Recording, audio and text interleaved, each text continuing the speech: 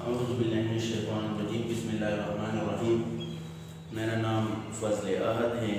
मैं वसत model school and college में physics का टीचर हूँ।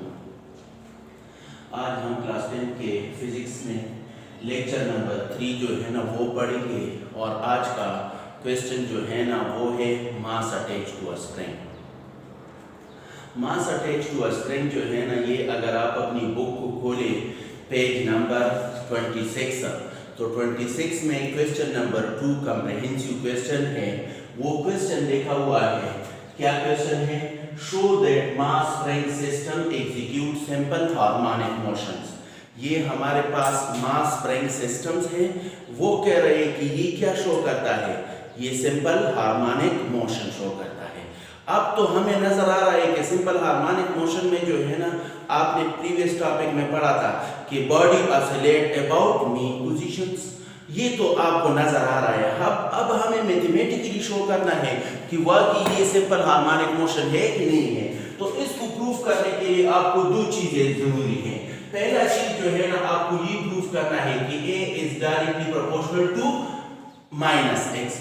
a जो है ना एक्सेलरेशन है, x जो है ना डिस्प्लेसमेंट है और ये नेगेटिव साइन शो करता है कि it is directly towards mean position. दूसरा हमें ये शो करना है कि f से मतलब है फोर्स और RES का मतलब है कि restoring force is directly proportional to displacement and directly towards mean position. अगर आपको याद है प्रीवियस लेक्चर में हमने पढ़ा था वो सिंपल हार्मोनिक मोशन, तो ये दो मेन कंडीशन है। ये दो मेन कंडीशन है। किस चीज की कंडीशन है? सिंपल हार्मोनिक मोशन में। तो अब हमें ये प्रूफ करना है कि ये मास स्प्रिंग सिस्टम जो है ना ये क्या है? ये सिंपल हार्मोनिक है। तो इसको प्रूफ करने के लिए आपको ये चीज प्रूफ करनी है कि a is directly proportional to -x और f restoring is directly proportional to क्या है? डिस्प्लेसमेंट। इस सवाल को शुरू करने से पहले अगर आप अपनी बुक को खोले पेज नंबर 5 जो है ना वहां पर टॉपिक लिखा हुआ है motions of a mass attach to a spring. अगर आप अपनी बुक को खोले पेज नंबर 5 पे तो आपको ये डायग्राम नजर आ रही होगी। तो ये मैंने इधर बनाई हुई, ये आपको बनाना है। सपोज ये आपके पास जो है ना ये स्प्रिंग है, ये इसका नॉर्मल पोजीशन है, तो इसको मैंने O नाम दिया हुआ है, मीन पोजीशन है। अब मैंने थोड़ा सा फोर्स इस पे अप्लाई कर दिया तो इसका लेंथ ज्यादा हुआ है, एक्सटेंशन हुआ है। ये जितना ज्यादा हुआ है ना इसको मैं नाम दे रहा हूं x। क्या नाम दे रहा हूं? x दे रहा हूं। ये x ज्यादा हुआ है। जब इसको छोड़े तो ये ऊपर आता है, तो ये कंप्रेस होता है। ये एक एक्सट्रीम पोजीशन है, ये दूसरा एक्सट्रीम पोजीशन है और ये इसका मीन पोजीशन है। तो आप देखिए ये है। तो आप अगर बुक में जरा देखिए तो लिखा हुआ है consider a block of mass m। ये ब्लॉक ऑफ मास m है जो इधर आपको नजर आ रही है। ये ब्लॉक ऑफ मास m है अटैच टू वन एंड। तो एक एंड के साथ जो है ना मैंने इसको अटैच कर दिया है। which can move freely, ये अपनी मर्जी से हरकत करता है। ये which can move freely on a frictionless horizontal surface, वहां पर उसने इस तरह रखी हुई है, ये मूवमेंट करता है। ये मेरे पास वर्टिकली है, ठीक है। एंड फिगर जो है ना, अब अगर ब्लॉक को आप थोड़ा सा डिस्प्लेस कर दिए, मैंने डिस्प्लेस कर दिया है तो वो एक्सट्रीम पोजीशन तक आ जाएगा। जब इसको छोड़ेंगे तो ये जो यहाँ इस बॉडी को जब मैंने इस पे फोर्स अप्लाई कर दिया और यहाँ से यहाँ तक ले आया, this force is called applied force. और जब इसको छोड़ा तो ये वापस यहाँ तक आता है, तो इसको जो है ना क्या कहते हैं? रिस्टोरिंग फोर्स कहते हैं।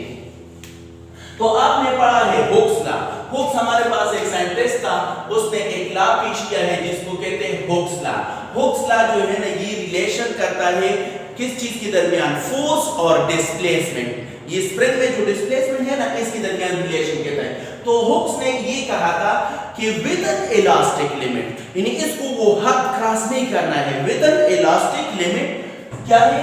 With N elastic limit the applied force is directly proportional to displacement। यहां पर applied force जो है ना वो किस चीज की डायरेक्टली प्रोपोर्शनल होगा?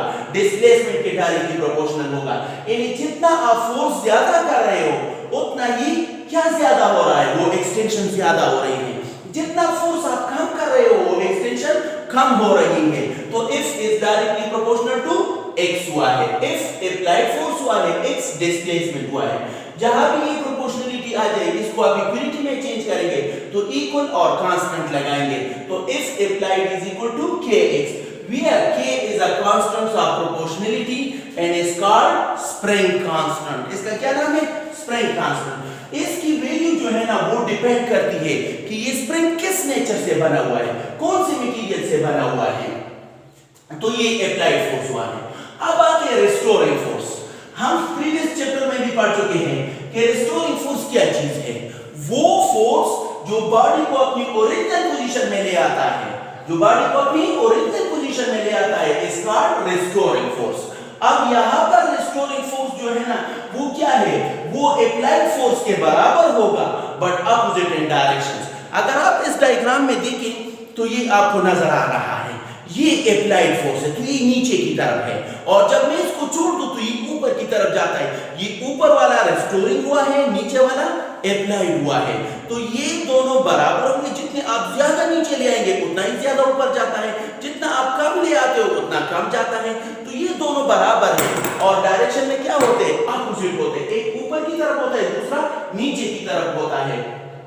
तो इसलिए मैंने लिखा है कि F restoring is equal to F applied force, और माइनस का निशान इसकी डायरेक्शन में अपोजिट होने के लिए लगाया है। तो इफ रिस्टोरिंग, अगर आप ऊपर से देखें तो अप्लाइड फोर्स की वैल्यू है kx, तो मैंने F restoring is equal to minus kx, ये आपके पास इक्वेशन नंबर फर्स्ट आ गया है।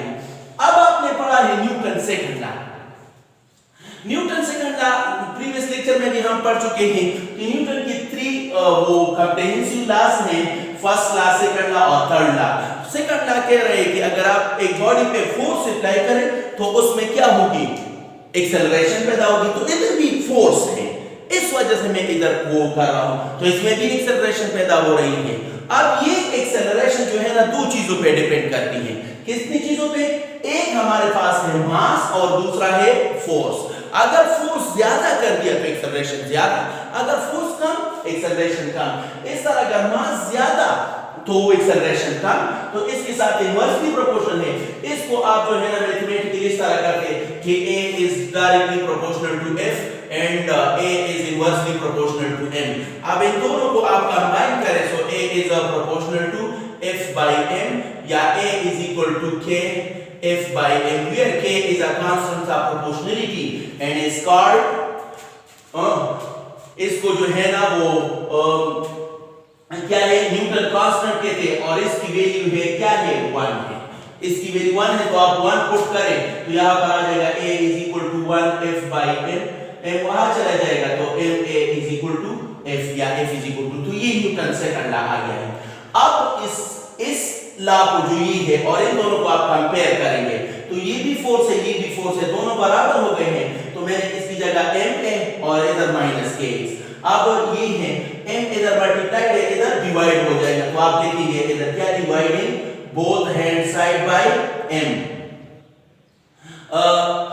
अब m आ क्या है, a है, इसको k m और माइनस x। अगर आप देखें तो इधर k कांस्टेंट था, इधर मास जो है ना ये देखिए ये आपके पास नजर आ रहा है, तो इसका मास में कम या ज्यादा नहीं कर रहा हूं, तो इसमें मास कांस्टेंट होता है। तो k और m दोनों जो है ना वो आपके पास कांस्टेंट हो गए, तो a is equal to constant और माइनस x। जहां भी इक्वल और कांस्टेंट आ जाए इसको हटाने के लिए आप साइन ऑफ प्रोपोर्शनलिटी यूज करते हैं, सो a is proportional to minus x। तो एक कंडीशन हमारे पास साबित हो गई, क्या है कि ये mass attached to a spring में acceleration is directly proportional to displacement and directly towards mean position. तो एक कंडीशन तो क्लियर हो गई। अब दूसरा कंडीशन जो है ना उसकी तरफ आ जाए रिस्टोरिंग फोर्स। तो अगर आप रिस्टोरिंग फोर्स को देखें तो ये आपके पास है कि F restoring is equal to minus kx, तो मैं लिख सकता हूं F restoring is equal to k minus x।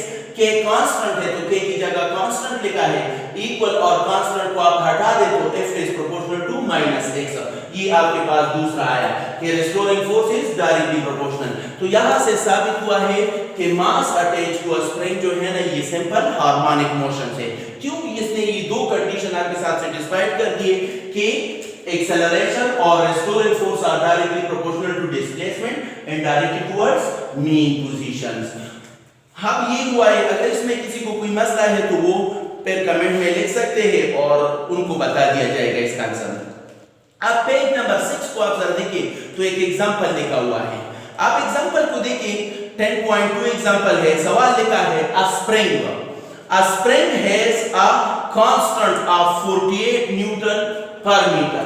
तो स्प्रिंग कांस्टेंट की वैल्यू दी हुई है 48 न्यूटन पर मीटर है और फिर लिखा है this spring is pulled to a distance of 55। Distance से मतलब है डिस्प्लेसमेंट, कितना डिस्प्लेसमेंट है वो 55 सेंटीमीटर है। इसमें एक चीज का ख्याल रखना है कि जहां भी आपके पास सेंटीमीटर मिलीमीटर वगैरह आ जाए तो उसको चेंज करना है, किस चीज में, मीटर में चेंज करना है। कैसे चेंज करेंगे ये याद रखें, सेंटीमीटर छोटा है और मीटर जो है ना बड़ा है। जब आप छोटे से बड़े में जा रहे हो तो डिवाइड करना है और अगर आप बड़े से छोटे में आ रहे हो तो मल्टीप्लाई करना है। किससे मल्टीप्लाई करेंगे तो सेंटी जो है ना आपने 9th क्लास में पढ़ा है, सेंटी का मतलब है 1/100।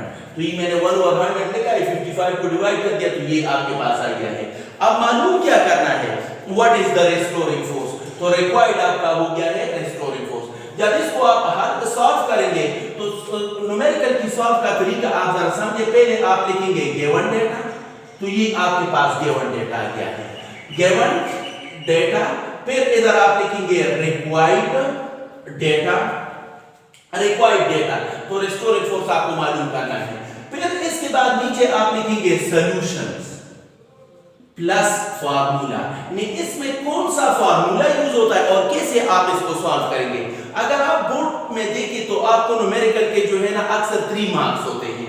1 मार्क्स जो है ना ये गिवन और रिक्वायर्ड डेटा के लिए होता है, 1 मार्क्स जो है ना वो इसकी वो फार्मूला और सॉल्यूशंस के लिए है, या 1.5 इसका होता है और 0.5 जो है ना वो आपके यूनिट का होता है। आप इसको कैसे सॉल्व करेंगे तो आप अभी हमने फार्मूला पढ़ा है कि f restoring is equal to minus kx। तो यहां पर मैं लिखूंगा formula f restoring is equal to minus kx।